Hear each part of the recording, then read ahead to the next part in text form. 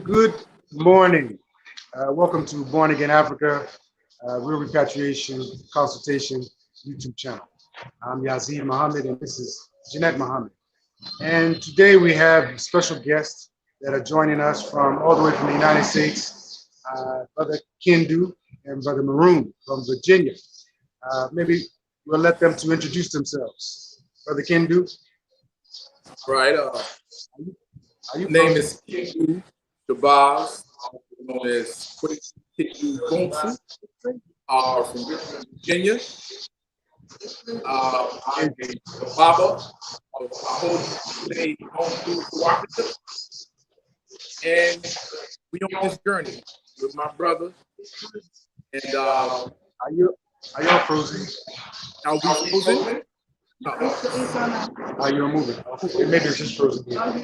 Moving.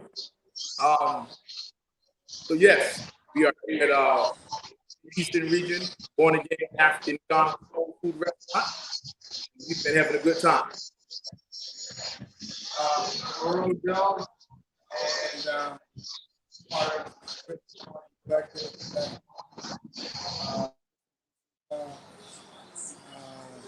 amongst other things, but we are here, Born Again Africa and the Eastern Region. Um, getting a different feel for Ghana and what it's like.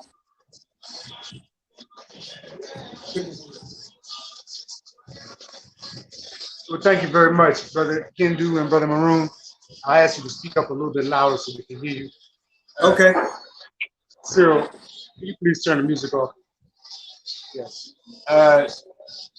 Yeah. So when did you all first come to Ghana?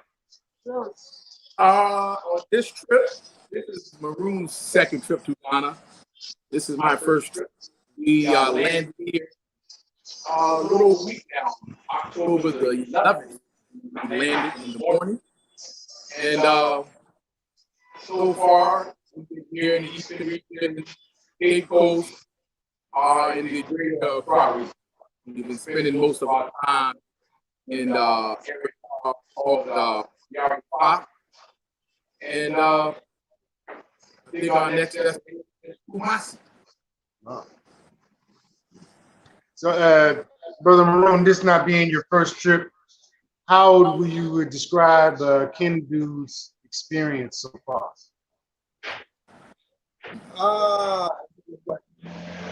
So it's definitely different. So when I came the first time to Ghana, it was very curated for me. So there are some things that I didn't experience that I'm experiencing this time around, but I have experienced other trips to Ghana. So I think this is giving him pretty decent look at just the Okay. Okay. Brother Kindu, what has been your best experience so far? Best experience. There are many. The day-to-day is what really I've been looking for. Maybe not to go on a official tour with a everyday tour guide.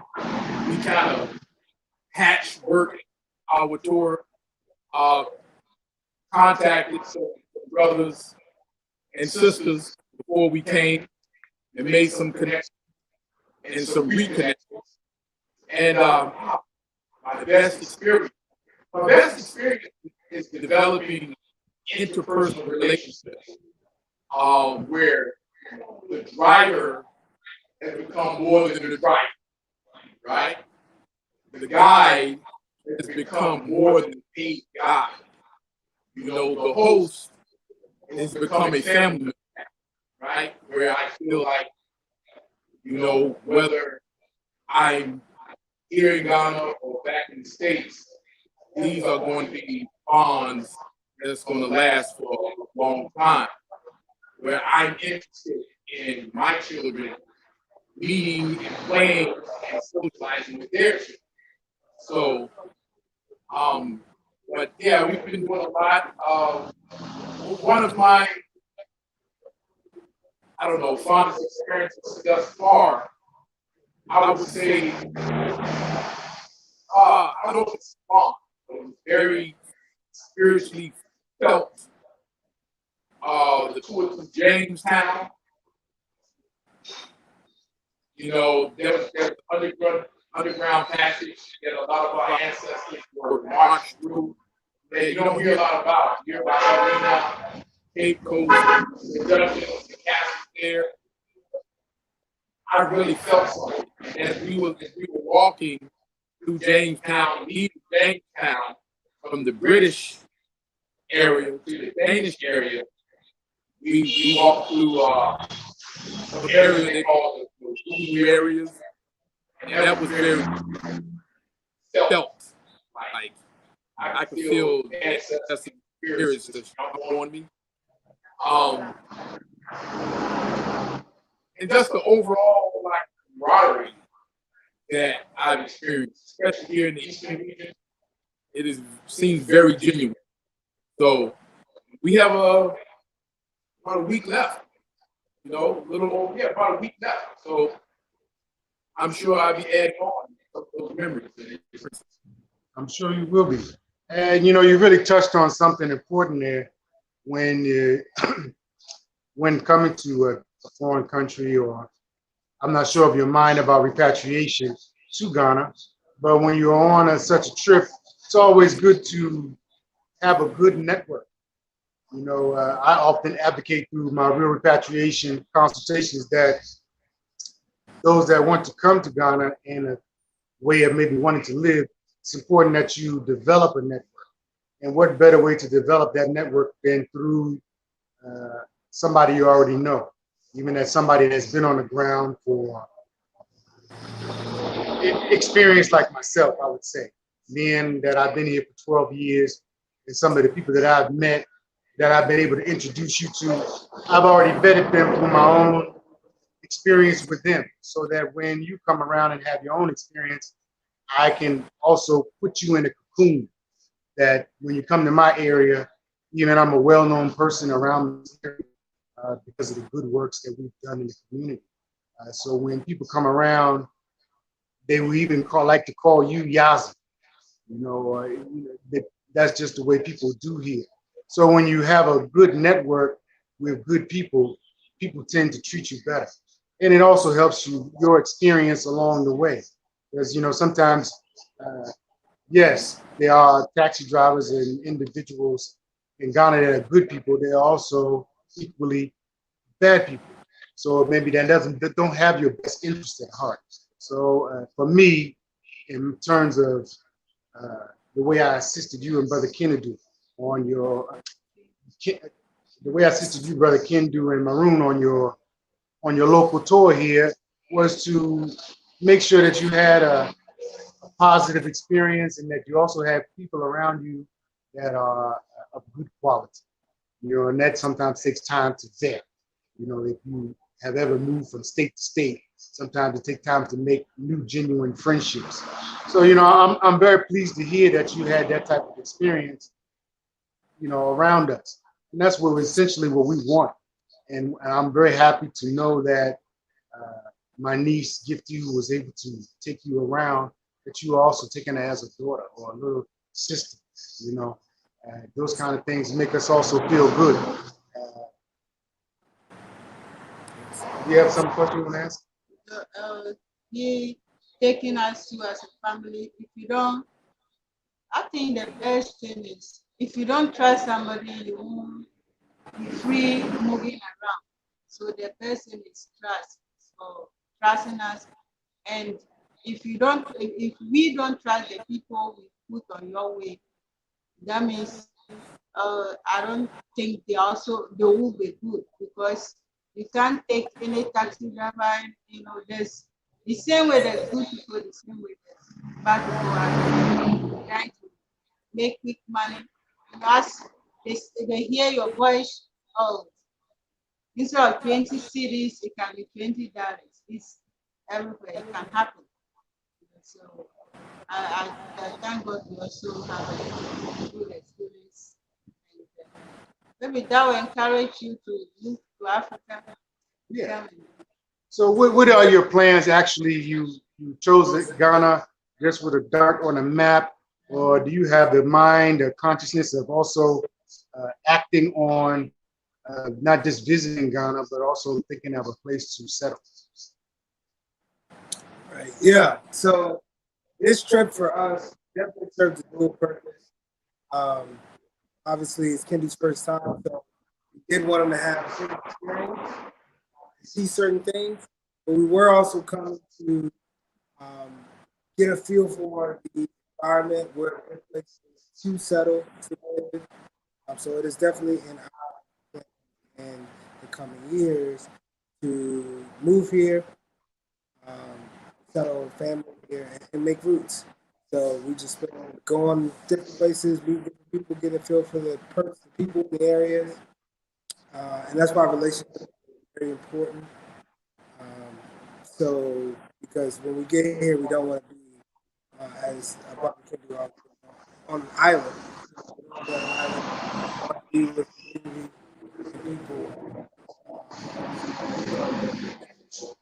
Quickly can get adjusted to our real home. For us is That's it. Okay. Well, you two brothers, Kindu, am I pronouncing your name correctly? Kindu. 2 syllables. Kindu. Thank you for correcting me. I hate when people mess up my name. Thank you for correcting me. But Brother Kindu, um, are you married with family? Yes. I have a total of 6 children. Wow. Both young children and adult children. Beautiful wife who is an educator, a very African-centered, holistic, spiritual sister. My partner, my friend. Actually, the way that we got together was that she was moving to Ghana, and I rented out her place. I was gone. Her trip was cut short, so it's not too much. You know, sometimes you make a big decision like this. One spouse has to sort of convince or influence maybe the other spouse to consider. We've always kind of been on the same page.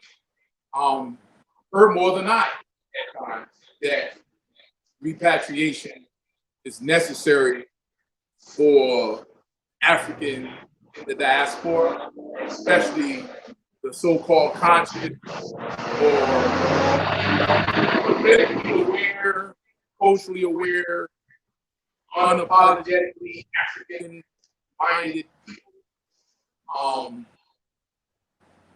As Honorable Margaret Garvey said, you know, Africa's African, but some Africans stay in the States or wherever wherever they may be. So it has always been, you know, my idea to come and contribute to the advancement and the development, not simply to take, but to bond. And I know some people have experience where they say, oh, those Africans don't like us. I really haven't experienced that. I know confident Africans that live in the States that I've developed great friendship with them. And I'm quickly developing those friendships here, even with strangers. As Sister Janet was saying, you know, being able to trust each other. I've dropped money a couple of times, and strangers have picked it up and said, hey, drop it. Right? They could have easily kept it. I didn't even know what was going on. And, you know, it makes sure I get my money back. You know, I think they dropped the debit card or whatever. You know, I feel like people are very invited. You know, we got the hot sun. One of the taxi drivers or, you know, transportation people, hey, you was sitting in the truck or the van with us, get out the front, you know, just automatically offer. And then you find yourself quickly engaging in the whole concept of diaspora and Africans considering moving. And they seem very welcome. You know, I haven't experienced any opposing view to that of brothers and sisters are very welcome. It always just kind of touch on something that we were talking about previously. You know, I'm around serious African-centered, Afrocentric, re-Africanized brothers and sisters in the States, but they don't have that same passion that Maroon and I share about, or yourself, about relocating to Africa and creating these bonds. They've been to Africa quite a bit. I think in the States, we talk about being African, as Asa Hiller said, to be African or not to be. We talk about it from an intellectual perspective. And we find ourselves having to read to kind of reconnect. We read many material books, things of that nature. We may become African politicized through organization or study group, things of that nature. But we still find ourselves having to take a course to learn certain things that your common, everyday African brother and sister from a young age know. For instance, they practice an African traditional cultural system, and we pay money to take a course in learning about herbs for medicinal purposes and things where we find it's common knowledge about take this root from this tree and you boil this plant and these herbs, do this and have this effect. The taxi driver knows this. The high school student knows this. The tour guide knows this. The mama that's at the marketplace selling slippers knows the same thing. So I think we have a problem grasping and reconnecting what it is to be African on a day-to-day basis, right? Not just on the weekend, not just when we at the festival or the function, those like things, but every day, what is being African? And I'm experiencing this. Well, thank you for that. You know, you said a lot there. Not a Dr. Asa Hilliard, not an ancestor. I think he used to call those people armchair scholars. That was a term thrown around back in 2009, 7, that era. When people talked about people doing a lot of lip service, but not a lot of action. And, you know, not everybody makes it, in my personal experience, not everybody is going to make it to the motherland. Or I like to call it the mothership. You know, and it's only a few of us that even, let's say, I'm living here now 12 years. I've met other repatriates 20 years, 30 years, 40 years, you know, and it's very difficult to move. I shouldn't say difficult, it's a challenge, you know, and it's a welcome challenge when you want to unplug yourself from the matrix, if you will, you know, and replug yourself back into Asasiwa or Mother Earth and try to get that knowledge that we have been kind of disconnected from, and that is, you alluded to, the knowledge of herbs and medicines. My wife, for instance, and her family, my wife and her family is something that's been passed on, not just from birth, but there's something in their DNA, that they have something locked in, that spirituality that's connected to the medicinal usages of herbs. You know, the person we know most about listening to herbs, I think maybe was Dr. George Washington Carver. You know, that who heard herbs heard speak. You know, when I came to Ghana, before I heard that some people they hear fish, some people they hear birds, some people they hear, you know, so as we begin to get reconnected with Mother Nature and being about our natural selves, you know, these things open us up for that type of education, and which is good, you know, to have that ability. One of the ways that people have been motivated to come to Ghana, not just Ghana specifically, but to come back to Africa has been through romantic purposes. Since 2019, the year of return, excuse me one second. Rose. Rose. Rose. Can you lower it? Thank you. My daughter's listening to something. It's okay. So we are, a lot of people have been motivated to come to Ghana since 2019, the year of return. And because of COVID, beyond the year of return has been, you know, kind of delayed. But people are still coming like yourselves. You know, back in 2019 or 2018, we used to see busloads of people come by more frequently. But now, since things have been affected, the world has changed because of these COVID restrictions. You know, people have been shifted more to having the experience online. And they even going so far as to where dating groups have been surfacing, where through romantic purposes, people are meeting their potential mates. Either one of you in the market or married or unmarried or would like to even consider marrying a woman from Ghana? I'm definitely, I'm single. But for me, I am, it's definitely something I've thought about. There are, you know, I mean, it's an African country. Beautiful people in general, everywhere. It's like going peace. It's like the whole country, you know. So it's like, it's beautiful. So yeah, I've definitely considered that. What do you? Go ahead. So, if I may ask, this is your second time. So, how far do you say getting somebody? This is the second time. So, are you talking to somebody or you are yet to find somebody? That's a good question. No, I'm open to the trip. Find a place, settle. That's the focus. But obviously, there you see opportunities. That's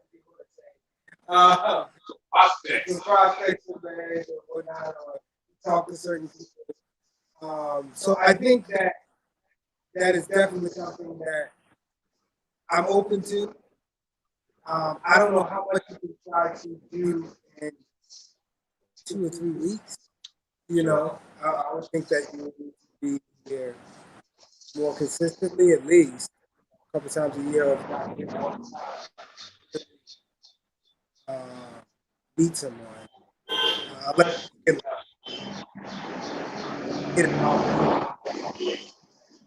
but I'm definitely open. That's to answer that question. I'm open to meeting a Ghanaian woman, but there's still a lot to learn. It's a whole different culture. Learning the expectations of here from the men is something I need to learn myself, and to know and to learn them. I should, you know. So yeah, that's my thoughts. Well, Brother Kindu, let me ask you, because you are an experienced man, you are looked to be a seasoned veteran in life. I dated in America, and being online, I've seen some of the challenges of the African American men there. with also finding spouses. You've been able to find a spouse there. Um, do you see the challenges that brothers are facing there? Is it in their benefit to expand the dating pool? Not just brothers, but brothers and sisters, but I want to specifically talk about black men because you're a black man, I'm a black man as well. If you don't know, white supremacy operates something like the chessboard. You checkmate the king. So the black man in the United States has been in a checkmate position for quite some time. So our position in the family structure has been altered. So what I'm asking is, because of that alteration, and also Black African American women, their experiences have altered them as well. So I want to ask, do you think the expansion of the dating pool into the African world is a positive thing? All right, so father, 3 daughters. Okay. Now I know you said speak as a brother. You know I'm a father, and I think about my daughters, some challenges that they experience, and challenges come at selecting a good mate. America has done a job on the black. It has done a job on the black man. What do you think is done on the black woman? There are more marriages, black, white, whatever, that are ending in divorce. And about 70% or more of those divorces are initiated by the women, and in particular in our case, black women. So not only are we not getting married more frequently or traditionally, when we do get married, women are walking away from those marriages because they're unhappy. It appears that the matrix of America has done a job on our system, where the majority of young women, when asked who they see themselves being mothers, 98% of the class would raise their hand. Oh, I want to be a mother. How many of you would see themselves as being wives? Maybe 1 or 2 hands go up. The majority of those hands stay down. Here's the problem. It's not that they don't want to be married. Marriage means commitment. But a lot of our sisters back in the States, I don't want to say home, back in the States find themselves committed, i.e. married, to their job or their career. And then there's another segment of sisters that's married to the system, i.e. social services, where they don't find themselves necessarily needing the black man. This is all orchestrated. And it's not a new trend. It's something that has been developing since they signed that paper that we were so-called free. Okay? It has been a intentional, devious plot to pull the woman away from the black man, and a plot to pull the black man away from the black man, or out of the black family. So I think it's very not important, but you should weigh your options. We are Pan-African. So I really do not look at a continental African prospect for a brother or sister any different than somebody from North Carolina or Jamaica, right? Sister is a sister, right? A brother is a brother, right? I think there is a trend that some of our people are waking up, where they are even considering or acknowledging the African and the African American fight. So people that were repulsed by the idea that we were African, I think the year return did a lot for that segment of Black America. I have family relatives that look at me, my family, like, what are y'all doing? What voodoo black magic y'all got them children being raised in? But now I see them coming to Africa, right? I see them wearing Ankara prints and fabrics. So something's happening. So that's a move in the right direction.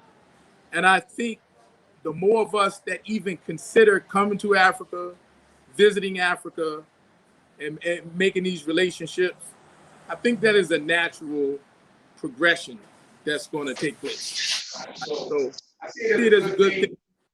And I already see that.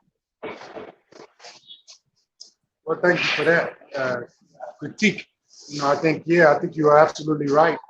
Step by step, and as the dating pool expands for the Africans in America, it's to everybody's benefit that we begin to close the gap, begin to see the vision of a one Africa. And not everybody has to come to Africa to make it a one. The African world, the global world, is very important that we all network with each other. Not that we all have to relocate and be on the continent. It's very important that we have Africans or Black people that we can also do business with in America. I didn't leave my family there to not go back and visit them or not have an interaction with them. I have family in Jamaica, I have family in Brazil, I have family in all over the globe, in the Pacific Islands as well. That we want to also extend the Black network, the Black network, so that we can all plug into it and begin to work cohesively together. African unity has been one of our greatest challenges since we have been dealing with our common enemy to liberate ourselves from the yoke of colonization, neo-colonization now. And as you stated well, not everybody will take the step to move or repatriate to Africa, and it's not necessarily necessary. So you can make a life where you are. That's important, to find your happiness where you are. As you have been able to meet and have a successful marriage in the United States with the African American sister, I have had a different experience coming to Ghana and meeting a woman here, finding love here. Everybody with their own journey, and I think that's important that we recognize and appreciate each other's journey. As this brother, Maroon, is on his journey, and he is kind of expanding the dating pool to be inclusive of the African woman. And not there, but I would recommend that he also enter into dating those women also in Virginia. And I'm talking of the African that have imported into the United States, if you want to try them out as well, as because you're not in Ghana full time to maybe pursue your mate. And this is part of a service that we have developed in Real Repatriation Consultation. If you meet somebody online, Brother Maroon, and you want to know further about them and your relationship is developing down the road towards marriage, maybe you need to know something, specific things about them that make your mind more comfortable about taking the next step. Moving your life to Ghana is a big deal. It's a big expense. It's a big everything. So we provide background checks on potential mates. And, it's more of a background. We're not private investigators. We are more people concerned about repatriates and also the image of Ghanaians. And we want to protect that positive image of Ghanaians that you well expressed. The hospitality, the friendliness, those things have to be also protected. And one of the ways that we are trying to protect that and also protect repatriates is that those relationships should be genuine. And the person doesn't have to tell you a whole story about themselves just to get you here and trick you out of some few dollars. You as well have to also be vetted for the person. So some of the things, it's a betting on both sides actually, because why should a Ghanaian person take you on face value? I've met several African Americans that come and tell me a whole bunch of stories. You know, because I'm an African American, I can sometimes see through their story, you know, and take it like that, you know. But somebody that doesn't have the clue or doesn't have our experience, they'll find it difficult. Same as you would have it difficult finding experience if the taxi driver says, "Oh yeah, you know, I'm from a royal family, and my uncle is the next in line chief." You can only take that on face value because you have no way of truly fact finding, verifying those things. So through our service at Real Repatriation, when we take the consultations, we then begin to disseminate some of the information from you to check the person well and find out, is the woman who she says she is? Is she a college? Is she a student? Is she working? Is she from that place? Is she really in the royal family? And those sorts, some of those are the sorts of things that we've been checking up for people.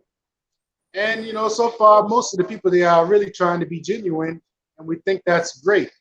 You know, but it only takes one or two bad experiences, and then you know, people begin to paint the whole of Africans with that brush. You know, and I know you and I have that experience of being painted with a stereotypical brush about black men being this way and that way.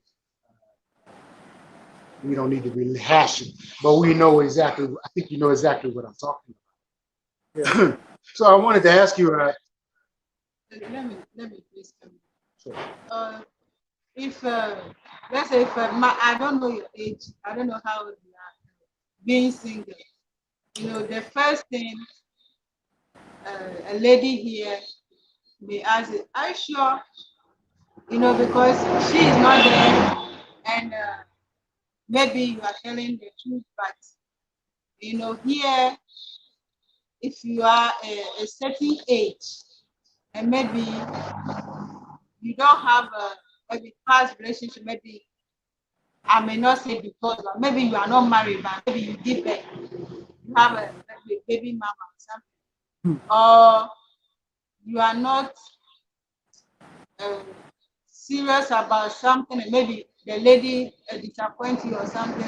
You know, these are some of the things that will make the person out. Let me just wait and get the right person. But it's very difficult because some ladies are in their 30s, maybe 35, going to 37. You know, if you are a lady and you don't have a close relationship, or you don't have somebody in your way preparing to get married, there's so many talking. Here we talk. So maybe you are just sleeping around, or maybe, you know, it's something like that. It's the same as the guy, maybe you just like more women. You know, you take this one, you leave it, then you take another one. Maybe that's why you are not settled. You know, that's some of the things. Even ladies, especially at age, you are not planning your family. Then your family started questioning your grandmother. When are you giving my grandchild? When is my grandchild? Women, if you are that age, it happens. It's a normal thing here. Even if you are pushing to 30, it happened to me. You know, so I have the experience. Even if you marry, they know you marry, but the child is not coming. That's another big topic on this one. It's a Africa is all about family. You know, you have to have a family. So your parents, even outside, that is not their business, but they'll put their mouth in that, make it their business. You know, let me say that there's a lot of similarities to the communities. The way Jane kind of said how the community can put their mouth in your business. That's a common thing that we experience in the United States as well. That other people will see what you're doing and have something to say. You know, and I would say in Ghana, my experience, as my wife mentioned, that when we married, the child wasn't coming fast for a family. So where in the United States, black men are kind of congratulated for not having children early. And here, the culture is very different in such that some expectations are there for you to become a man. You need to have a child. You need to have a wife and a child. Those things kind of make you a man. You know, I didn't mean to cut you, brother Maroon. Please go ahead with what you were saying.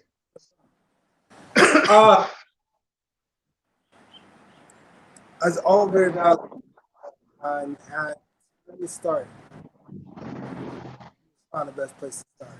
So I think that in any relationship, there should be some form of that, right? So the questions she asked are questions that should be asked, on men or women's side. You're a certain age, and it should be a question that's asked. Maybe once we hear what everybody's being honest, maybe a valid reason. You know? So I do think that those questions should be asked.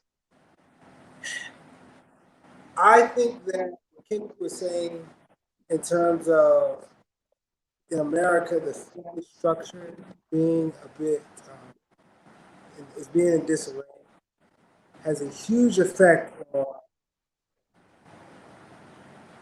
those types of things. So, for instance, you mentioned, you know, you might catch a woman in her 30s, mid to late 30s, and she has no child, she has no husband, right? That's becoming more commonplace in America because of the lack of family structure. That was not the case 50 years ago, right? 50 years ago, as soon as you hit your 20s, you were looking for a husband, you know. And so, but we no longer have those type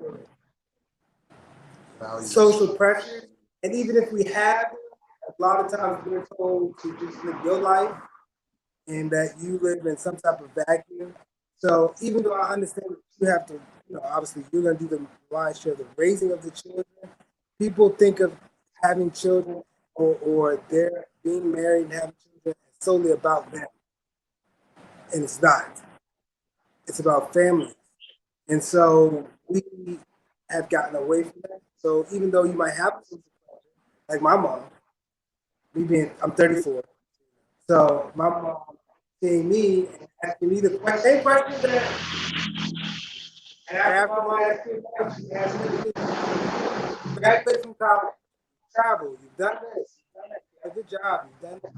When am I going to have grandchildren? Where are my grandchildren? Where is my daughter-in-law? That's his question. Good question. But definitely, though it is a normal I do not I understand exactly. And I think in a normal situation, where I think also something that you put up that the roles of men and women in economy are well defined, right? In America, they are not, and we know that there's a lot of history behind that. But because of the lack of definition, it creates a lot of problems that I think overall. Now, obviously, you need situations where you might have to adjust, but in general, the lack of having roles, I think, causes a lot of problems, causes people to wait longer, women to wait longer, men to be playing the field a lot longer, different things, because these roles are not clear. And it's not, like you said, a man isn't considered a man for most times until he has a wife and children. That is not something that is preached in the States. So like we think a man is strictly about provision, right? Money, right? And it's more than that. And so, because of that, God can prolong a marriage because they're trying to get more money and get more provision. That's not the sole thing that goes into being a husband, being a father, you know. And so we have a very decent money type of culture in the U.S., men and women, and we lose sight of the most important thing, which is building family and building community and relationships with other people. So that's my thought on that. I think that she definitely is right. That is something you should ask. Somebody's 30, 40 years old, or mid 30s, 40, and you've not been married, you don't have any children. Why? You know? Can I add something? Sure. Your experience and my observation, right? Okay. You know, in the States, you grew up, a brother has to know how to spit game, right? You gotta have some conversation. They don't really mean conversation. They need you to know how to come at the system, right? No more. I mean, how many brothers back in the day at the club you'll see a sister from afar, you're like, oh, just dance, or would you like a drink? That's not enough. Oh, you don't have any more creativity than that? Why do I need more creativity? When you game that, brother, you want a brother with game, be careful what you ask for. So I noticed here, the game is not necessary. It is very easy to strike up genuine conversation. And for that sister to be really into the conversation. And you can see the potential for something happening. So that's an observation. Like, we don't need game. And I think that's the problem. I don't know if we get that from black exploitation film days, that a brother got to be slick with the tongue or whatever. But I've seen this brother, and even though I'm married, I just find it easy to talk to sisters. Yeah. Right? It's easy to talk to brothers, but it's definitely of the opposite sex. That is my observation. Well, that's a great observation because I think it's accurate. People, as you well stated, that Ghanaians have a natural hospitality. When you also speak as a foreigner, it also ears perk up. So you hear more about what you're saying because you're different. It's just a different experience.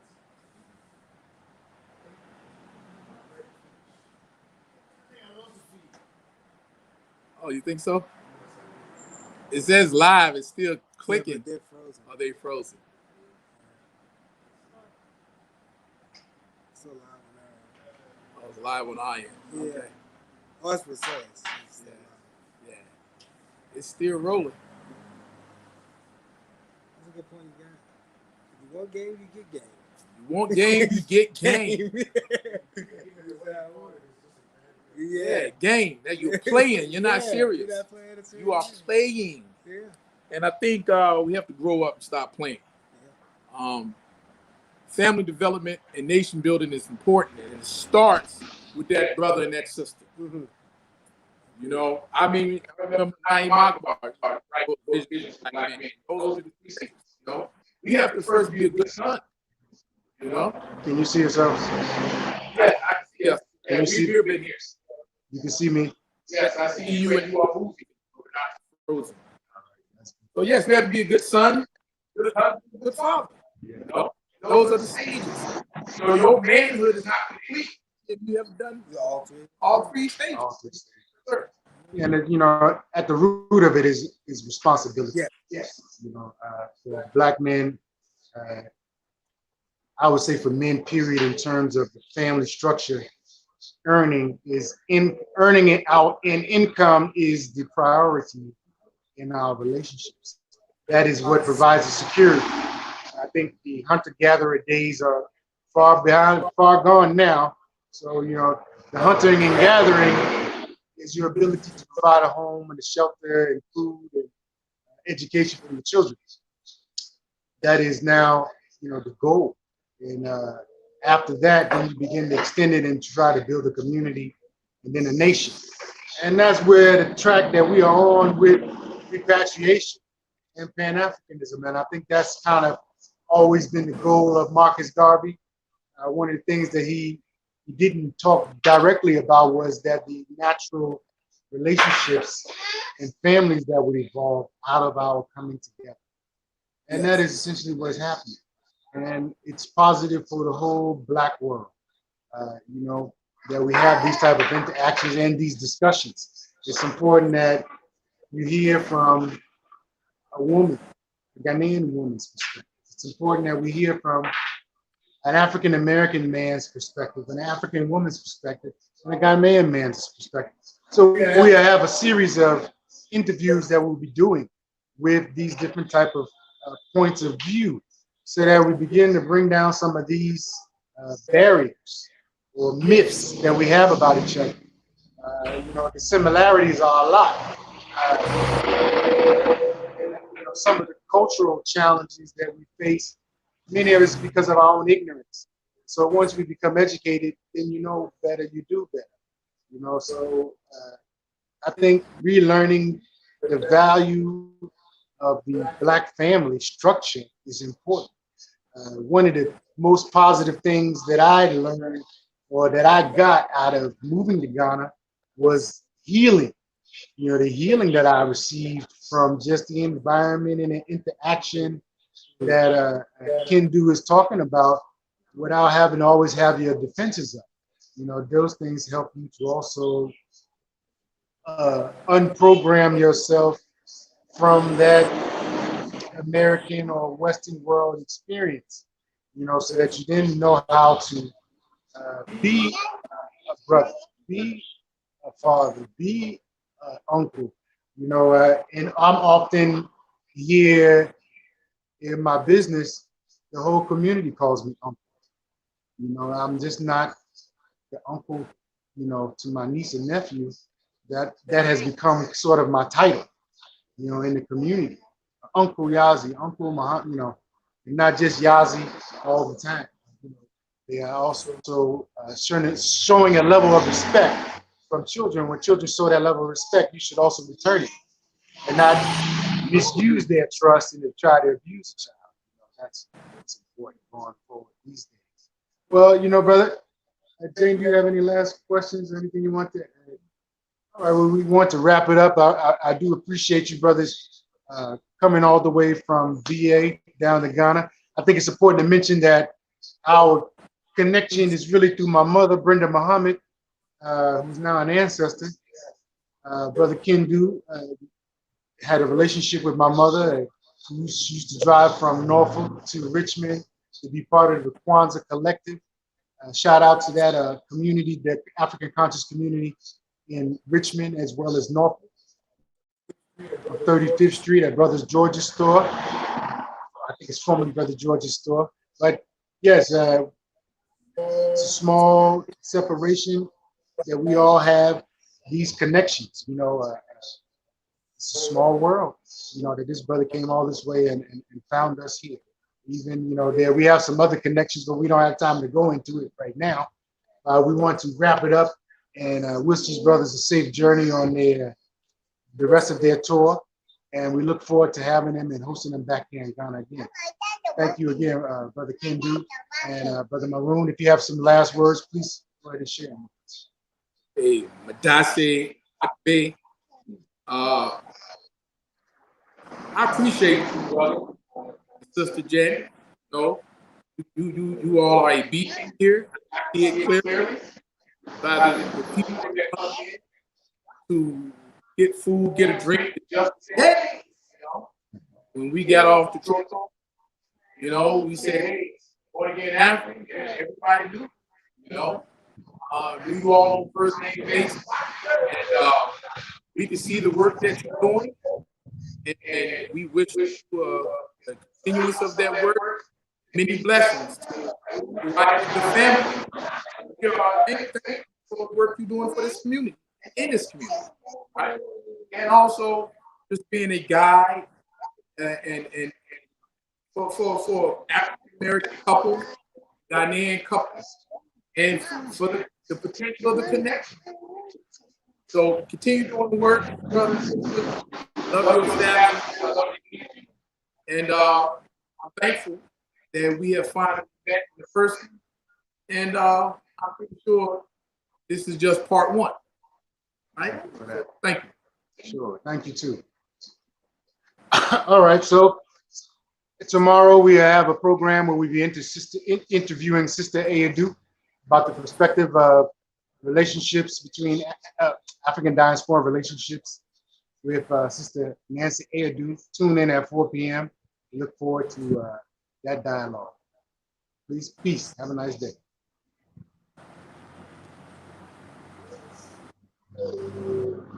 All right, that was